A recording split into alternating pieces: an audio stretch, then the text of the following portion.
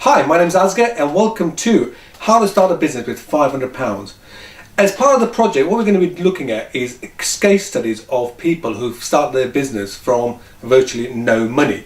So today, what I've done, I've invited Paul, who runs a search engine optimization company, who basically started it with virtually no money and started from his bedroom.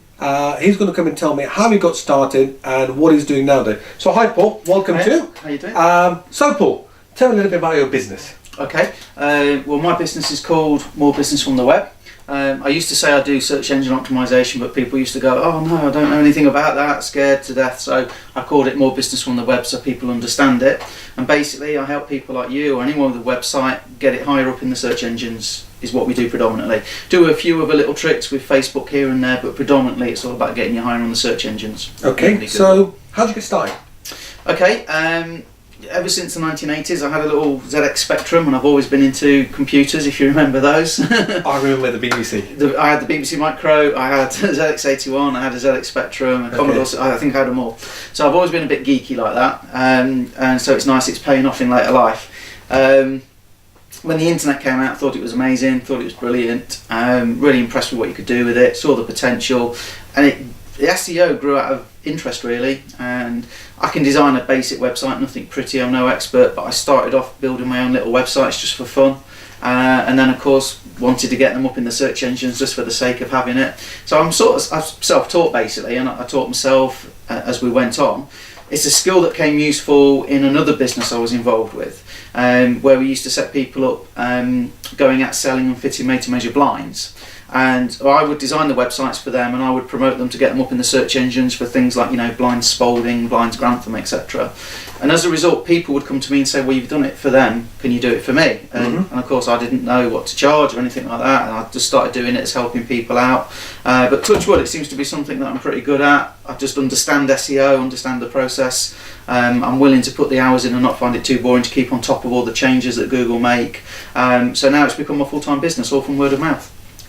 So what did you do? Did you leave that your previous job and then start this business up, or where did you get there was a crossover period where because of the way the economy is at the minute, the other business was getting harder and harder, and when I left it's still doing well, but the demand for the SEO was just, you know, coming to me, like I say, from word of mouth. I've got quite a good reputation, which I say myself, but that meant I was spending more time doing SEO than the blinds, so one had to go. So how long have you been doing now? The actual full-time SEO work, how long have you been set up in business? Actually, full-time SEO is about 6 months, and that's all at the minute. It's only about six months I've been doing it full-time, but I've been doing it since 2006.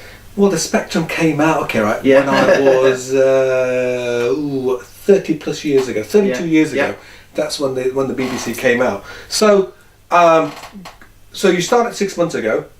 Where did you start? I mean, did you have got plush premises? How did you? No, work from home. Got an office at home. Don't want to justify. I can't justify the cost of an expensive office, and again, that makes me more competitive. And I think with the way the economy's gone, the way the world's changing, you know, from my laptop, you know, I can speak to anyone in the world. I can do business anywhere in the world. We can talk video to video. A lot of work these days comes in project based rather than want to employ somebody, so they'll get an outsourcer in, and I'm ideally poised to do that without the expensive overhead of running a big office and sales staff, etc. So here's the interesting point, right? So you've set up by yourself, you've got a lot of knowledge obviously of SEO work, and how are you finding your clients? I mean, that's the first one, how are you finding your clients? And secondly, if you've got 10 clients, and bearing in mind that you're on your own, how are you going to manage to service them? Well, what I do to make sure I can service the clients is a combination of specialist SEO tools that we use. One of them I've mentioned in one of the other videos, which is SE Nuke, which sounds an awful name, I know, to nuke anything, but it basically replicates me pressing the keys. So it's like me being there without me having to be there. So that's a valuable tool. It's quite expensive, but it's a professional SEO tool. But the main way I've grown my business is by using outsourcers. People probably like me that are sat, and I have people in Australia, I've got a guy in Canada who's very good, I've got people in India, and I can call on them, and it means my business is totally scalable. If I get really busy, I can get more resource in. If things go a bit quiet, touch wood it hasn't yet, but if it gets a bit quiet, I don't have to give them the work. So everything's totally scalable, and it works wonderful without the expense of employing people. Okay, so you've been at it 6 months. Yeah. Are you making a living? Good living at the minute. Yeah, okay. It's going well. And sort of in 12 months' time, where do you see yourself? I've got expected turnover figures for 12 months. Okay, Probably we're looking at the £250,000 level. that's a remarkable achievement. Yeah. And part of the reason for that is a lot of it comes from word of mouth, like I say. So once we put the initial effort in to get the clients from a little bit of marketing we do, but networking club's very good for us. I obviously do a bit of SEO on the web, but to be honest with you, that doesn't bring in much, if any, at all. Mm-hmm. So, we do a bit of telesales now as well, and that brings them in. But once we get a client, we tend to find they're quite happy to recommend us, and that's where predominantly most of our work comes from. And if that continues as it is, we're on target for some good income. So you've been at it 6 months full time, and obviously you've been doing it before, okay, right? Is there any real success stories that you've had? You can say, I can look back and I say, I helped that client go from here to here. I work with a non-disclosure agreement with all my clients, so Of I course. don't just, can't give them away. But there's one. No. What I mean is, okay, you don't have to. There's one client in particular who rang me up one day asking for my bank details, so that was very suspicious. And I said, "Well, you're a son of an Australian prince, an African prince who needs to deposit £300 million in my bank or something." And he says, "No, I want your bank details," and I wouldn't. So he said, "Okay, no problem. I'll send you a cheque." And he sent me a cheque for £100. Okay. I rang him up. "Jason, what's this for?" He said, "Well, you've doubled my business, so that's just my way of saying thank you." So literally, you weren't expecting doubled his that. business. Wasn't expecting it at all. So it's out there. A bit of a And bonus, really. He brought me 2 new jobs just the other day. So you can't. And ask he's for more happy than to that. recommend me. So as long as I do a good job for those people, they'll be recommending me to others, and they'll be recommending. There's a lot of sharks in the industry, and I'm very open. I'm very honest. I manage people's expectations. Rankings can go down as well as up, and it's not necessarily my fault. It's just the way it is with Google, with changes. But we always get there in the end, along the way. Okay. And what about? I suppose the other thing is, okay, when you start in business, what's been your worst moment? You would say, okay, right. Well, today I've got up and I feel really not very. Probably when the phone's not ringing for new Okay. business clients coming in. The worst thing in the world is probably when you lose a client, which doesn't happen very often. But I could get You're in business. I can get your website to the top of Google, but it doesn't mean to say it's going to convert into sales. Okay. And so I don't ever like to lose a client. The main thing, I guess, is when people don't pay, when you've worked really hard for them. That's probably the biggest killer for me.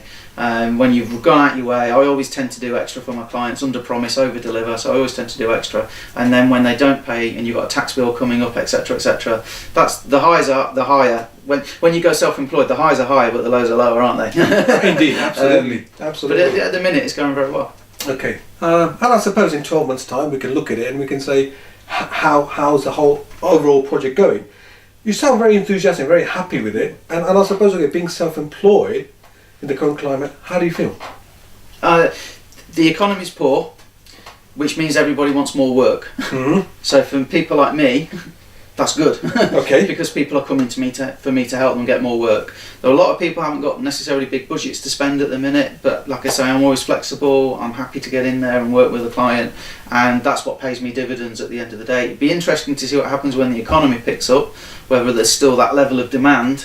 But then people should have more money to spend. So we'll see how it goes. But at the minute, the recession is actually doing me quite a lot of good. I think it's good for me, okay, right? Because obviously we've started a project with £500, and we are now beginning to make slow progress because we're on week 7, going on to week 8 now. And it's nice to hear success stories, and we've done 3 case studies, and yours is number 3 now. And on all of them, okay, what we found, okay, that people have started with nothing.